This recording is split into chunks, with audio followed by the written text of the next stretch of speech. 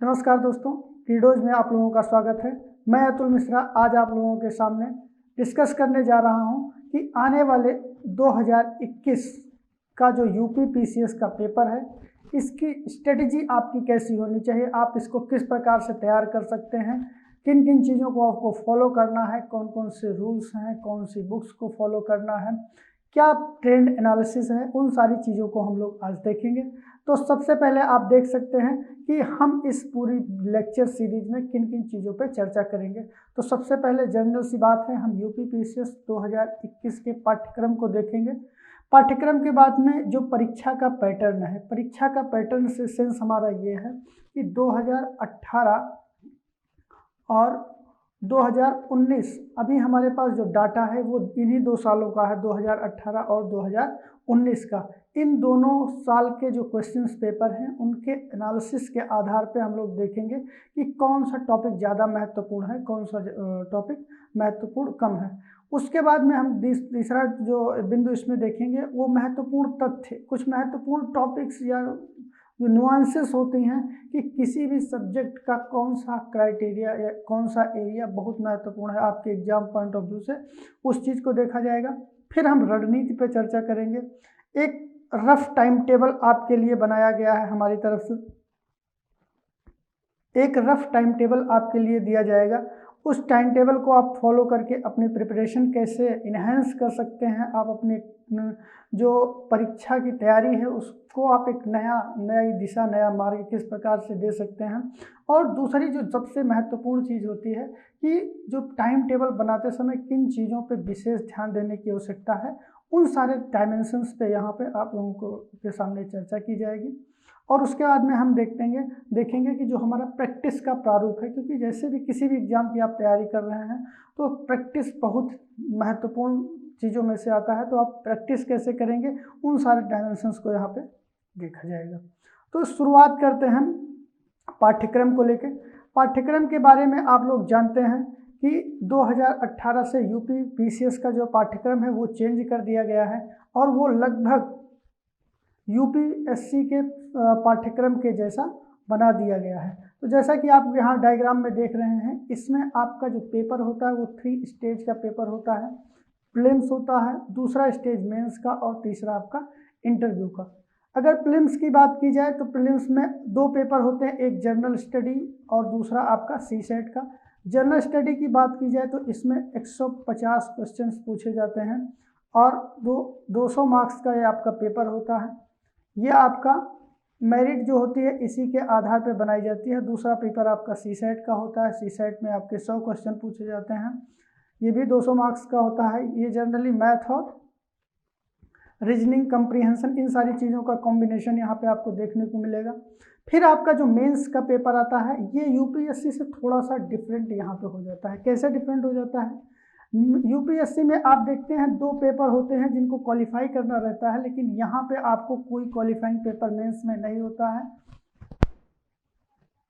जिसमें 4 पेपर होते हैं जीएस के, 1, 2, 3 और 4 आपका एस्से हो जाता है, जनरल हिंदी हो जाता है और आपके ऑप्शनल हो जाते हैं। तो ये आपका जनरल डिस्ट्रीब्यूशन है जिसके बारे में आप लोग अवेयर हैं। बस एक कॉन्सेप्ट बिल्डअप करने के लिए हमने इन सारी चीज़ों को बता दिया है। आगे हम एक एक टॉपिक को देखते चलेंगे और उनका एनालिसिस करते हुए चलेंगे। अब जैसा कि आपको बताया गया कि प्रीलिम्स में 2 पेपर होते हैं, आपका पहला हो गया जीएस का और दूसरा सीसेट का। सेम उसी फॉर्मेट पे आपका यूपी पीसीएस मेंस एग्जामिनेशन का भी पैटर्न है जिसमें हम लोगों ने पीछे चर्चा की, लेकिन यहाँ पे सारे उनके मार्क्स वगैरह सारी चीज़ों को बताया गया है। तो जो आपका पहला पेपर होता है वो जनरल हिंदी का होता है, 3 घंटे का यह पेपर होता है और 150 नंबर का ये क्वेश्चन पेपर आपका होता है। इसका सिलेबस भी आगे डिस्कस किया जाएगा। दूसरा पेपर एस्से का हो जाता है, ये भी 3 घंटे का होता है, 150 मार्क्स की। उसके बाद में जो आपका जीएस होता है, ये 4 पेपर आपके जीएस के होते हैं, ये भी 3-3 घंटे के होते हैं और नंबर ऑफ मार्क्स जो होता है वो हर एक पेपर में 200 मार्क्स का ये पेपर होता है, जो कि आप अगर यूपीएससी में देखें तो 275 का हो जाता था, वो 250 का पेपर आपका हो जाता था। तो सेम फॉर्मेट में आप आगे बढ़ेंगे तो देखेंगे जो ऑप्शनल सब्जेक्ट है, ऑप्शनल का भी पेपर आपका 200 मार्क्स का होता है और समय जो है 3 घंटे का होता है। तो यानी ग्रांड टोटल देखा जाए तो पूरे मेंस का जो होता है वो 1500 मार्क्स का आपका मेंस होता है। इंटरव्यू के मार्क्स को अगर जोड़ दिया जाए तो 100 नंबर का इंटरव्यू होता है, तो टोटल आपका हो जाता है 1600 मार्क्स। यानी कि जो यूपीपीसीएस की जो परीक्षा है इसमें 1600 मार्क्स का टोटल मेंस का एग्जाम होता है। इसी के आधार पर आपकी मेरिट डिसाइड होती है। अब हम बढ़ते हैं सब्जेक्ट स्पेसिफिक नॉलेज की तरफ, जो कि आपका प्रीलिम्स था। प्रीलिम्स के सिलेबस को देखेंगे, कौन कौन से टॉपिक वहाँ पे बनते हैं। उसके बाद में हम सीसेट के सिलेबस को देखेंगे। तो प्रीलिम्स के सिलेबस को आप जैसा कि देख रहे हैं, इसमें सेम फॉर्मेट में जैसे कि आप यूपीएससी में देखते थे सेम सिलेबस यहाँ पे भी दिखाया गया है। एक डिफरेंस कर दिया गया है, इसमें आपका यूपी स्पेशल एडिशनल कर दिया गया है। तो आप जैसा देख रहे हैं, पहला जो टॉपिक बन जाता है उसमें करंट इवेंट्स जितनी भी होती हैं, चाहे नेशनल हो या इंटरनेशनल इवेंट्स हो, उन सारी चीज़ों को पढ़ना होता है। अब यहाँ पे इसकी तैयारी बहुत महत्वपूर्ण हो जाती है और आगे हम चर्चा ये भी करेंगे कि किस टॉपिक से कितने नंबर के क्वेश्चन पूछे गए हैं। दूसरा आपका हिस्ट्री हो जाता है और उसमें इंडियन नेशनल मूवमेंट का टॉपिक बनता है।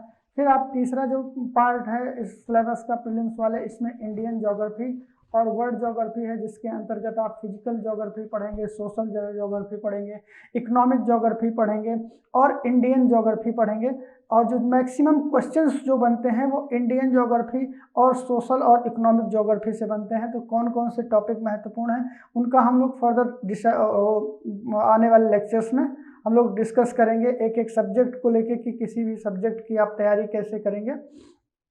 उसके बाद आपका इंडियन पॉलिटी और गवर्नेंस हो जाता है। सेम आप इकोनॉमिक्स एंड सोशल डेवलपमेंट हो गया। फिर उसके बाद में जर्नल इश्यूज हो गए, जिसमें साइंस एंड टेक्नोलॉजी और इन्वायरमेंट इकोलॉजी होता है।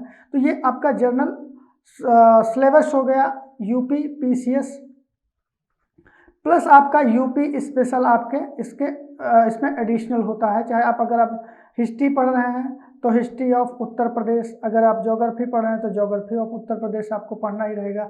इकोनॉमिक कंट्रीब्यूशन आप देख लेंगे, political structure of Uttar Pradesh.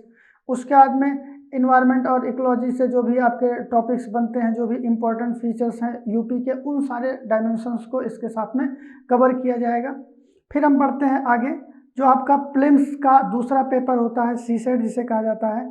CSAT का क्या सिलेबस होता है और इसकी तैयारी कैसे करेंगे, उन सारी चीज़ों को हम आगे चर्चा करेंगे। तो पहला जो आपका होता है कंप्रीहेंशन यानी बोधगम्यता जिसे कहा जाता है। फिर आप जो इंटरपर्सनल स्किल, जिसमें कि कम्युनिकेशन स्किल्स भी आते हैं, इससे रिलेटेड भी क्वेश्चंस बनते हैं। उसके बाद में लॉजिकल रीजनिंग हो गया, मैथमेटिक्स हो गया, सामान्य मेंटल एबिलिटी हो गया। उसके बाद में डीआई आपका हो गया। ये जितने भी आपके मैथमेटिक्स से रिलेटेड ये सीसेट का जो सिलेबस है, ये सारे टॉपिक्स भी इसके अंतर्गत आते हैं और इनको भी यहाँ पे कवर करवाया जाएगा। अब हम बढ़ते हैं मेंस जो पाठ्यक्रम है, पाठ्यक्रम का विश्लेषण। ये काफ़ी महत्वपूर्ण हो जाता है पाठ्यक्रम का विश्लेषण, क्योंकि जो आप लोग देख रहे हैं जैसे जनरल स्टडी पेपर 1 का जो हम लोगों ने डिस्कस किया, उसमें जो महत्वपूर्ण सब्जेक्ट हैं उनमें से आपका इतिहास हो गया, भूगोल हो गया, पर्यावरण हो गया, विज्ञान हो गया, पॉलिटी हो गया, इकोनॉमिक्स हो गया, यूपी स्पेशल, करंट और सरकारी योजनाएं हो गई। ये टॉपिक से क्वेश्चन बने हैं 2018 और 2019 और 2020 के पेपर के आधार पे हम यहाँ पे एनालिसिस कर रहे हैं।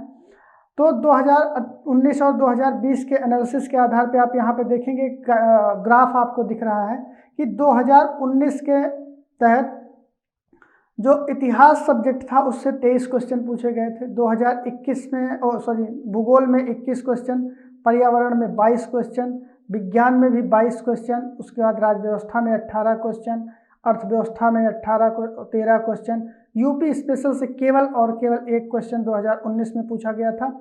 करंट अफेयर से 22 क्वेश्चन और सरकारी जो योजनाएं थी उनसे 8 क्वेश्चन पूछा गया था। अगर 2020 के ग्राफ को हम देखें तो ये हर जगह थोड़ा थोड़ा इंक्रीज होता दिख रहा है। अगर इतिहास के टर्म में देखें तो यहाँ पे नंबर ऑफ क्वेश्चंस को हैं वो 26 हो गए, 21 से 24 हो गया भूगोल में, जबकि पर्यावरण का वेटेज यहाँ पे डाउन हो गया है और विज्ञान का भी वेटेज यहाँ पे डाउन देखने को मिल रहा है। फिर आप देखेंगे राज्य व्यवस्था में, इसमें भी 2 क्वेश्चन का माइन्यूट सा डिफरेंस आया है। अर्थव्यवस्था में भी नंबर्स गिरे हैं, जबकि यूपी स्पेशल में सेम क्वेश्चन रहे हैं। करंट अफेयर का वेटेज दूसरे साल बढ़ गया है और सरकारी योजनाएं और मिसलेनियस जो टॉपिक्स थे उनमें भी टॉपिक्स के नंबर ऑफ क्वेश्चंस बढ़ गए हैं। ये डाटा आपके लिए बहुत महत्वपूर्ण है। क्यों महत्वपूर्ण है, हम इस पर चर्चा कर लेते हैं। क्योंकि जो जैसे यूपीएससी में आप लोगों ने देखा होगा, जिस प्रकार से यूपीएससी का यूपीएससी फॉरेस्ट सर्विसेज के एग्जाम एक साथ कंडक्ट करवाती है, सेम पैटर्न पे यूपी गवर्नमेंट ने भी इस रोटेशन को अपने उसमें लागू किया है।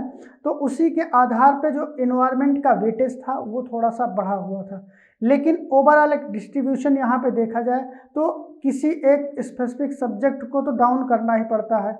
लेकिन अब इसके आधार पर क्या हमारी तैयारी सही रहेगी कि हम एक जिस हिसाब से इसका ग्राफ ऊपर नीचे हो रहा है, क्या हम अपनी तैयारी को उसी हिसाब से तय करें?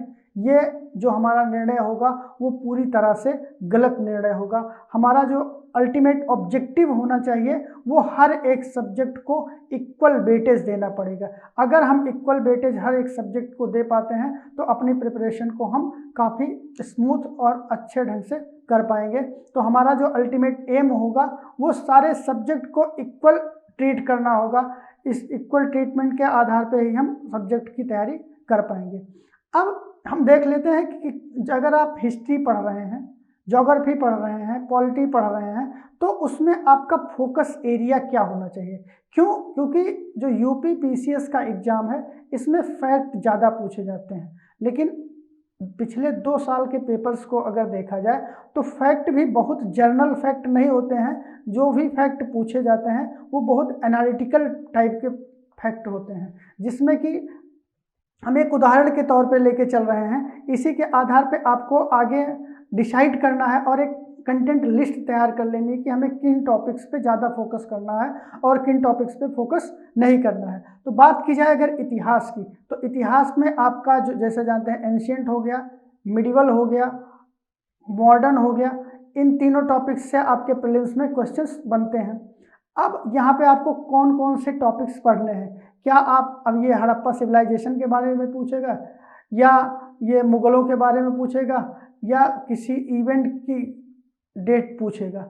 इन सारी चीज़ों पे यूपी पीसीएस 2010 के पहले या 2010-12 में पूछता था। इस समय उसका भी फोकस इन चीज़ों पे नहीं रहता है। अगर हम उदाहरण के तौर पे देखें तो हमारा जो बेसिक फोकस होना चाहिए वो होना चाहिए, किसी भी हिस्टोरिकल इवेंट को अगर देख रहे हैं तो उसके सोशल, इकोनॉमिक एंड पॉलिटिकल जो उसका सिनारियो है उन चीज़ों पे फोकस करके हमें ज़्यादा से ज़्यादा देखने की ज़रूरत है। अगर उदाहरण के तौर पे हम एक उदाहरण लेके चलते हैं, अगर कह दिया जाए किसी भी मतलब कि अगर किसी भी हम उसको लेके चलते हैं, मान के चलिए कि अगर कोई भी इवेंट हुई है हिस्ट्री में, अगर आप देख लीजिए जैसे 1857 का विद्रोह ही हुआ है, तो उसके पीछे उसकी डेट अब नहीं पूछते हैं क्योंकि ये काफ़ी फैक्चुअल हो गया है। लेकिन उसका सोशल कॉज क्या रहा, इकोनॉमिक कॉज क्या रहा, पॉलिटिकल कॉज क्या रहा, उन सारी चीज़ों पे हम फोकस करेंगे। उसके बाद में हम दूसरा जो डायमेंशंस हो जाता है, जब हमारा इंडिपेंडेंस मूवमेंट चालू होता है तो उसमें जो गांधीयन एरा है उसका भी बड़ा महत्व हो जाता है। तो हमारा जो अल्टीमेट एम होगा वो हमें इस तरह से किसी भी सब्जेक्ट के सब टॉपिक्स में उसको तोड़कर उसकी प्रिपरेशन करना होगा। फिर हम देखेंगे भूगोल का। अब भूगोल में भी आपसे क्लाइमेटोलॉजी के बारे में, ओशनोग्राफी के बारे में और डेमोग्राफी के बारे में या ह्यूमन ज्योग्राफी के बारे में, ये आप क्या क्या पढ़ेंगे, आपका इंटेंशन कहाँ पे होना चाहिए। तो जो सबसे महत्वपूर्ण पार्ट है ज्योग्राफी का वो आपका इकोनॉमिक ज्योग्राफी हो गया, ह्यूमन ज्योग्राफी हो गया, उसके बाद आपका क्लाइमेटोलॉजी हो गया, इसमें से क्वेश्चन पूछे जाते हैं। ओशनोग्राफी आप यहाँ पे पूरा पढ़ेंगे। ओशनोग्राफी के साथ साथ आप देखेंगे कि जितने भी आपका चाहे एस्ट्रोनॉमी हो गया, एस्ट्रोनॉमी से भी 1-2 क्वेश्चन पूछ लिए जाते हैं। सेम आप जब आप प्रीवियस ईयर क्वेश्चन पेपर का एनालिसिस करेंगे तो वहाँ पे आपके सामने एक लिस्ट तैयार हो जाएगी कि मैक्सिमम नंबर ऑफ क्वेश्चंस कहाँ से उठ रहे हैं, और उसके आधार पे आप हर एक सब्जेक्ट का स्पेसिफिक आप नोट्स बना लें कि इन टॉपिक्स पे मुझे ज़्यादा फोकस करना है और उन टॉपिक्स को हमें बेहतर तरीके से तैयार करना है। सेम फॉर्मेट आप राज्य व्यवस्था, अर्थव्यवस्था, फिर उसके बाद में यूपी स्पेशल करंट अफेयर और गवर्नमेंट स्कीम्स जो होती हैं इन पे भी आपकी यही रणनीति होनी चाहिए। अब आपके पढ़ने की रणनीति क्या होनी चाहिए, किस प्रकार से आप पढ़ें, तो उस चीज़ की भी यहाँ पे चर्चा की गई है। सबसे पहले आप 3 चीज़ों को आप फॉलो कर सकते हैं। जैसे कि अगर आप किसी चीज़ को लगातार पढ़ते जा रहे हैं तो उस कंडीशन में भी वो किसी काम का नहीं है यदि आप उसकी प्रैक्टिस नहीं करते हैं। अब अगर आप किसी भी चीज़ को लगातार प्रैक्टिस करते जा रहे हैं लेकिन उसके कॉन्सेप्ट को क्लियर नहीं करते हैं तो वो प्रैक्टिस भी आपकी बेकार है। यानी कि हमें एक ऐसी इंटीग्रेटेड साइकिल को फॉलो करना होगा जिसमें हम टॉपिक को पढ़ें भी, प्रैक्टिस भी करें और उसका रिवीजन भी करें। तो जो हमारी स्ट्रेटजी है, जो हम आप लोगों को यहाँ पे करवाएंगे, जो यूपी पीसीएस से रिलेटेड जितने भी आपके टॉपिक्स होने जा रहे हैं उनमें हमारा जो अल्टीमेट टारगेट रहेगा उसमें सबसे पहले आपको किसी भी चीज़ को पढ़ने से पहले आपको एक इंडेक्सिंग दी जाएगी, यानी कि उस टॉपिक का पूरा इंडेक्स दिया जाएगा। इंडेक्स का मतलब ये नहीं कि आप हिस्ट्री पढ़ रहे हैं तो हिस्ट्री लिख दिया गया। अगर हिस्ट्री में आईबीसी आप पढ़ रहे हैं, इंडस वैली सिविलाइजेशन पढ़ रहे हैं, तो उसके मैक्सिमम सब टॉपिक्स कितने हो सकते हैं उन सब टॉपिक्स की आपको एक लिस्ट प्रोवाइड की जाएगी। लिस्ट प्रोवाइड करवाने के बाद में उसका एक वीडियो क्लास आप लोगों को दिया जाएगा और वीडियो क्लास, इन दोनों चीज़ों को अगर आप कवर कर लेते हैं तो आपका 80% टॉपिक पे पकड़ बन जाती है। फिर आता है टेस्ट। जैसे ही आप इस चीज़ को इस वीडियो को समाप्त करेंगे, समाप्त करने के बाद हमारी वेबसाइट पे आके आप इसका टेस्ट कंडक्ट कर सकते हैं। टेस्ट कंडक्ट करने के बाद में एक रिवीजन सीरीज भी हमारी वहाँ पे पीडीएफ के फॉर्मेट में रहेगी, वहाँ से उस चीज़ को डाउनलोड करके आप उसको रिवाइज कर सकते हैं। यानी कि जो हमारी अप्रोच होनी चाहिए किसी भी चीज़ को पढ़ने के लिए, उसमें सबसे पहले हमें उसको टेक्स्ट करना है, मतलब उसको पढ़ना है। पढ़ने के बाद में एक बार अपने आप को टेस्ट करना है और टेस्ट करने के बाद में फिर से उसका टेक्स्ट करना है, यानी कि उसको रिवीजन करना है। और रिवीजन जितना मैक्सिमम आप कर सकें उतना करें तो बेहतर होगा। अब बात आती है टेस्ट की, तो आप टेस्ट कैसे करेंगे? क्या टेस्ट के लिए टेस्ट सीरीज ज़रूरी है या आप डेली बेसिस पे कुछ कर सकते हैं? तो सबसे बेहतर तरीका जो होता है टेस्ट का, वो आपका सबसे पहले आप जो भी आप जिस फॉर्मेट में भी आप स्टडी कर रहे हैं उसको पढ़ने के बाद में उससे रिलेटेड उसका जो प्रीवियस ईयर क्वेश्चन पेपर है उसको सॉल्व करिए। उसके साथ में जो क्लासेस होती हैं, हर क्लास में आपको प्रीवियस ईयर क्वेश्चन पेपर के साथ में कुछ प्रैक्टिस क्वेश्चंस दिए जाते हैं, उन प्रैक्टिस क्वेश्चंस को सॉल्व करिए और उसके बाद में आप एक मॉक इंटरव्यू दीजिए, मॉक टेस्ट दीजिए। इन तीनों फॉर्मेट को अगर फॉलो कर लेते हैं तो आपकी प्रिपरेशन बहुत सॉलिड तरीके से हो जाती है। लेकिन अब बात आती है रिवीजन की, तो क्या रिवीजन में आपको इन्हीं वीडियोस को पढ़ना है या जो आपको बुक दी गई है उनको पढ़ना है? तो हमारा जो अनुभव रहा है, अनुभव के आधार पे आपको बताएं तो जो आपके प्रीवियस ईयर क्वेश्चन पेपर या जो भी आपने टेस्ट कंडक्ट किया है, जो भी टेस्ट आपने दिया है, उन सारे टेस्ट का रिवीजन करना चाहिए। अगर आप उन सारे टेस्ट का रिवीजन करते हैं तब आपकी प्रिपरेशन और ज़्यादा सॉलिड होगी, आपको अपनी कमियों का अंदाज़ा होगा और आप उस कमी को सुधार के आप आगे बढ़ेंगे। तो ये हमारी रणनीति हो रहेगी।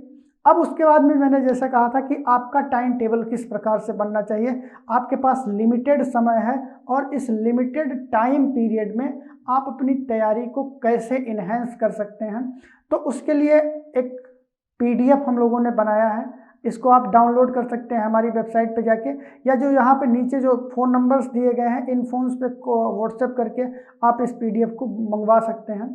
तो सबसे पहले आपको हर एक सब्जेक्ट के लिए एक स्पेसिफिक टाइम पीरियड अलॉट कर लेना है कि भाई मेरे को इतने दिन के अंदर ही इस सब्जेक्ट को ख़त्म करना है, चाहे कितनी भी मेहनत करनी पड़े, कुछ भी करना पड़े, लेकिन हमें इस सब्जेक्ट को इतने दिन के अंतर्गत ख़त्म करना चाहिए। एक एक्सेल शीट आपकी बनी होनी चाहिए, तभी आप इस चीज़ को पर्याप्त तरीके से कर पाएंगे। तो अगर इतिहास के लिए देखा जाए तो हमारा जो पैटर्न है उस पैटर्न के अकॉर्डिंग हम इसको कितने घंटे में, 55 घंटे में समाप्त करेंगे। 55 क्लासेस लगाएंगे, हर एक क्लास 1-1.5 घंटे की रहेगी। उस 1.5 घंटे के अंतर्गत आप इस चीज़ को, उसका पूरा सिलेबस देखेंगे। तो ये इसी फॉर्मेट में आप कितने घंटे उस पर इन्वेस्ट करने वाले हैं। अगर यहाँ पे टीचिंग की जा रही है तो उसमें आपका 82 से 90 घंटे अगर दिया जा रहा है, तो अगर आप एक स्टूडेंट हैं तो आप सेल्फ स्टडी में उसको 90 घंटे लगा सकते हैं, 180 घंटे लगा सकते हैं। अगर आप 180 घंटे किसी भी एक मतलब कि सब्जेक्ट पे लगातार मेहनत करके दे देते हैं, तो वीडियो और ऑडियो के साथ में जो भी आपके ऑनलाइन रिसोर्सेज हैं उनका प्रयोग करने के साथ में, तो आप एक बेहतर कंडीशन में पहुंच जाएंगे, जहां पे आपके योग्यता ऐसी हो जाएगी आप किसी भी क्वेश्चन का आंसर करने के लिए सक्षम होंगे। तो इसी प्रकार से आप सारे सब्जेक्ट का एक फॉर्मेट डाउनलोड कर सकते हैं, हमारे डिस्क्रिप्शन बॉक्स में भी दिया गया है और हमारी वेबसाइट पे भी जाके वहाँ से डाउनलोड कर सकते हैं। अगर इन दोनों जगह पे ना जाके आप सीधा व्हाट्सएप कर सकते हैं इन दोनों नंबर्स पे, यहाँ से आपको वो सारी चीज़ें मिल जाएंगी। फिर ये तो हो गया आपका लॉन्ग टर्म टाइम टेबल, यानी कि आपको इस महीने के अंतर्गत इतिहास को समाप्त करना है, इतने घंटे पढ़ना है और इतने घंटे नहीं पढ़ना है। फिर आपका आता है एक डेली टास्क। डेली वाले रूटीन में आप क्या करेंगे, ये हमारी जो क्लासेस होंगी सेम इसी फॉर्मेट पे, हमारी जो क्लासेस हैं सेम इसी फॉर्मेट पे चल रही हैं, जिसमें कि मान के चलिए कि अगर हम बात करें कि 1 तारीख यानी 1 मार्च से हमारा बैच स्टार्ट हो रहा है, तो 1 मार्च को जो हमारी पहली क्लास रहेगी वो कितने घंटे की रहेगी, उसमें कौन सा टॉपिक पढ़ाया जाएगा, यानी कौन सा सब्जेक्ट पढ़ाया जाएगा, उस सब्जेक्ट के अंतर्गत कौन कौन से टॉपिक पढ़ाए जा रहे हैं वो आपको दिया जाएगा। उसके बाद उसी से रिलेटेड एक आपको 20 मार्क्स का क्वेश्चन दिया जाएगा और साथ ही साथ वहाँ पे आगे आपको आकलन करने के लिए एक बॉक्स दिया गया है कि आप पूरे प्रोसेस को फॉलो करिए, फॉलो करने के बाद आप रिवाइज करिए, रिवाइज करने के बाद आप आगे यहाँ पे टिक कर सकते हैं कि हमारा ये टॉपिक तैयार है। तो ये आपका एक स्कोर बोर्ड बन जाएगा, जैसे आप हम लोग छोटी क्लासों में देखते रहे, तो उस तरह से आपको बहुत ही सिस्टमेटिक वे में चल के तैयारी करने की आवश्यकता है।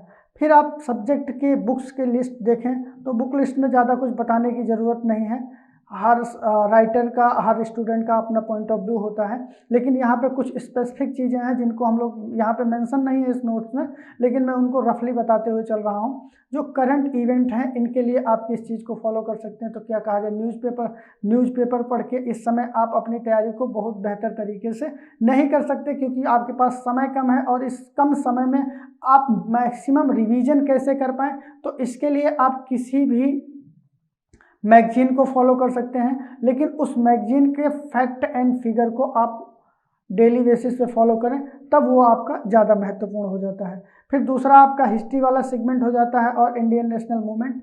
हिस्ट्री वाले में आपको जैसे बताया गया कि एंशियंट, मिडिवल और मॉडर्न हो गया, तो इसके लिए एनसीईआरटी के साथ साथ आप मॉडर्न की बात की जाए तो राजीव ओहेल की जो स्पेक्ट्रम बुक है ये सफिशिएंट है आपके लिए। और अगर आप एनसीईआरटी को सही ढंग से फॉलो कर रहे हैं, बाकी जो हमारी वीडियो सीरीज है इस चीज़ को आप देख के अपने हिस्ट्री वाले सेगमेंट को सही ढंग से रिवाइज कर पाएंगे, तैयार कर पाएंगे, क्योंकि जो हमारी वीडियो सीरीज होने वाली है इसमें हम लोगों ने माइंड मैप की सहायता से पूरी हिस्ट्री को बहुत ही कंसाइज वे में रिप्रेजेंट करने की कोशिश की है, तो वो सारी चीज़ें आपको 1 तारीख से मिलना चालू हो जाएंगी। फिर नेशनल मूवमेंट हो गया, उसके बाद में ज्योग्राफी और वर्ल्ड इंडियन ज्योग्राफी और वर्ल्ड ज्योग्राफी की बात की जाए तो सेम इसके लिए भी आप 6 to 12 एनसीईआरटी को फॉलो कर सकते हैं। उसके बाद में गवर्नेंस और पॉलिटी का पार्ट हो गया, तो इसके लिए तो आपको कुछ और पढ़ने की ज़रूरत ही नहीं है। एम लक्ष्मीकांत की आप हिंदी या इंग्लिश जिस भी मीडियम में आप तैयारी कर रहे हैं उसको आप रिलीजियसली फॉलो कर सकते हैं। फिर सोशल एंड इकोनॉमिक डेवलपमेंट आपका जो इकोनॉमिक्स वाला पार्ट हो गया, इसके लिए आप एनसीईआरटी कोई एक स्टैंडर्ड बुक जो भी जिसमें फैक्ट एंड फिगर्स हो, और हमारा जो वीडियो सीरीज है इस पूरे वीडियो सीरीज को देखेंगे तो ये आपके लिए पूरा कंप्लीट हो जाएगा। उसके बाद इन्वायरमेंट इकोलॉजी हो गया, इसके लिए भी आप किसी एक स्टैंडर्ड बुक को ले सकते हैं या परीक्षा वाणी की जो बुक आती है उसके माध्यम से भी आप इसकी तैयारी कर सकते हैं। और अगर जनरल साइंस की बात की जाए तो 6 to 12 जो भी बुकें होती हैं उनको आप फॉलो करके तैयारी कर सकते हैं। बुक्स पे ज़्यादा ध्यान देने की ज़रूरत नहीं है, ना बहुत ज़्यादा मटेरियल अपने पास इकट्ठा करने की ज़रूरत है। किसी एक स्टैंडर्ड बुक को आप फॉलो कर लीजिए, कोई ज़रूरी नहीं कि जो भी यहाँ पे बताई गई या किसी और की बात, कोई भी बुक आप एक स्टैंडर्ड बुक ले लीजिए, उसके साथ में आप जो फॉर्मेट बताया गया है, सबसे पहला फॉर्मेट आपका यह होना चाहिए प्रीवियस ईयर क्वेश्चन पेपर के साथ में रिवीजन के बाद में जो आपके क्वेश्चन नहीं बन पा रहे हैं उन क्वेश्चंस को बनाने के लिए फिर से उसका रिवीजन करने के बाद में उनसे रिलेटेड जो भी क्वेश्चन बन सकते हैं, मैक्सिमम प्रैक्टिस, जितनी प्रैक्टिस कर ले जाएंगे उतना ही आपके लिए सहायक होगा। और हमारा भी जो अल्टीमेट एम ये है कि मैं मैक्सिमम जितनी प्रैक्टिस हो सकती है उस प्रैक्टिस को आप लोगों के लिए करवाया जाएगा। तो हम अपनी इस वीडियो सीरीज को विराम देते हैं। अगला जो हमारा लेक्चर होगा वो हम उस लेक्चर में बताएंगे कि ज्योग्राफी की तैयारी कैसे की जाए। तो इस वीडियो को देखने के लिए आप हमारे चैनल को सब्सक्राइब कर लें, जिससे कि जो हमारी वीडियो पड़ेगी उसका नोटिफिकेशन आपको मिल जाए। धन्यवाद।